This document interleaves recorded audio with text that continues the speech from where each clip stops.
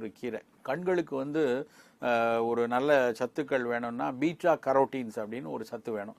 அதனுடைய ப்ரிகர்சர்ஸாக இருக்கக்கூடிய கரோட்டினாய்ட்ஸ் வந்து மிக அதிக அளவில் கிட்டத்தட்ட 80,000 அளவு 90,000 அளவுன்னு சொல்கிறாங்க. அந்த அளவுக்கு முருங்கைக்கீரையில் மட்டும்தான் இருக்குது.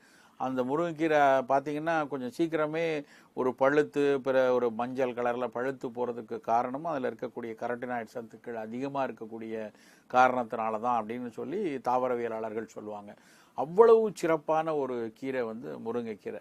அப்புறம் நீங்கள் கனிமச்சத்துக்கள் எல்லாம் எடுத்து பார்த்தீங்கன்னு வச்சுக்கோங்களேன், இரும்பு சத்து எவ்வளோ இருக்குது, கால்சியம் சத்து இருக்குது, மேங்கனீஸ் சத்து எவ்வளோ இருக்குது, பொட்டாசியம் எவ்வளோ இருக்குது, இப்படி ஒவ்வொரு சத்துக்களாக பட்டியலிட்டு பார்த்தோன்னா மற்ற எல்லா கீரைகளை விட முருங்கைக்கீரையில் அவ்வளவு சத்துக்கள் வந்து நிறைந்திருக்கு. அந்த முருங்கைக்கீரையை வந்து நம்ம வந்து அடிக்கடி உணவுகளில் சேர்த்து கொள்ளலாம். கீரையாக தான் சாப்பிடணும்னு அவசியம் இல்லை. சில பேர்லாம் பார்த்தீங்கன்னா